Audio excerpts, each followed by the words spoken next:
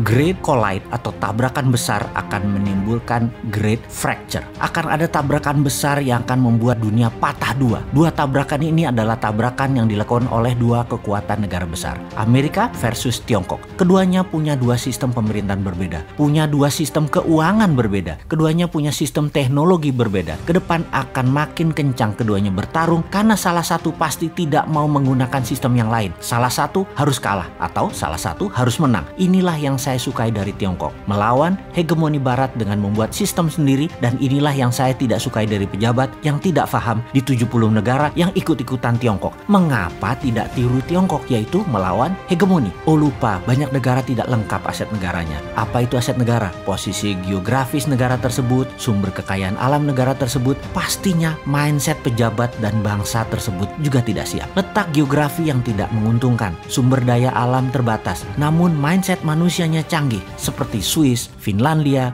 New Zealand, dan banyak negara lain yang kecil dan banyak keterbatasan namun tetap makmur, sejahtera, dan dihormati. Indonesia memiliki segalanya, geografi lokasi yang strategis, sumber daya alam berlimpah, baik yang di dalam tanah maupun yang tumbuh di atas permukaan tanah, termasuk kekayaan lautnya seperti perikanannya. Tiongkok tidak selengkap kita punyanya. Amerika juga tidak punya kalau urusan kekayaan alam dan lokasi strategis negaranya seperti Indonesia. Yang tidak dimiliki bangsa dan negara Indonesia saat ini adalah cara mengelola negara yang akan membuat Indonesia menjadi negara superpower. 7 presiden ditambah semua kandidat terkuat yang katanya di tahun 2024 akan jadi presiden, top 10-nya deh sebut, tidak akan membuat Indonesia menjadi negara yang melakukan game changer. Yang ada hanya menjadi follower negara besar, sama mereka semua. Bahkan sama oligarki lokal saja sudah bertekuk lutut, apalagi globalis. Ditambah dua negara besar yang bertarung yang akan membuat dunia terbelah dua. Indonesia belum punya grand plan terhadap ketiganya, terhadap keempatnya, terhadap masalah semua itu. Mardi Gunesen menantang hegemoni barat, menantang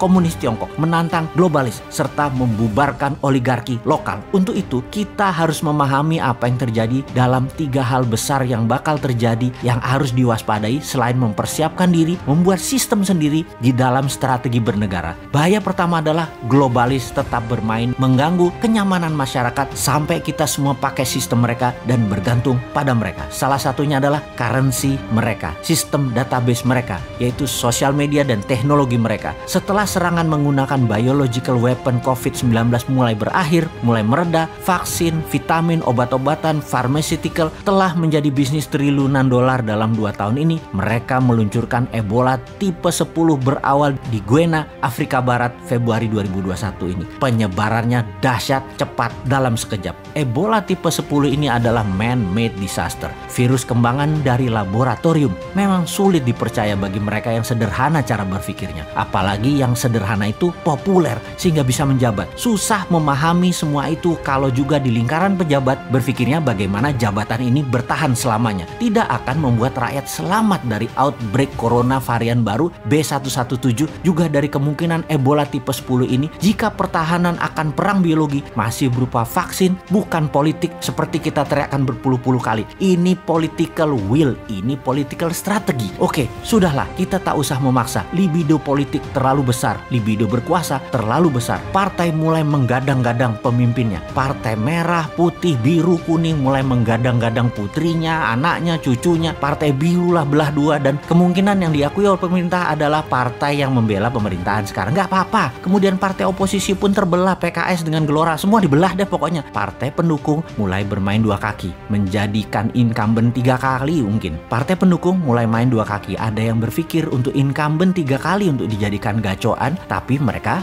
dapat wakilnya. Atau tetap 2 kali, 2024 main baru dengan pilihan formasi biru baru, gabung Gerindra. Kalau ternyata Pak Prabowo menurun elektabilitasnya di tahun 2023 atau putrinya elektabilitasnya tidak naik-naik juga dalam 5 besar, formasi diubah lagi. Formasi yang rumit dan banyak tadi, tidak satu pun punya grand plan membuat Indonesia menjadi pemenang di 2045 dengan sistem melawan hegemoni dan melawan obor Tiongkok. Semuanya old mind. Semoga pesan ini disadari kaum new mind. Adopsi new mind dan buat alternatif ketiga. Bukan geng incumbent, bukan geng oposisi, tapi NKRI garis lurus, berani dan lucu.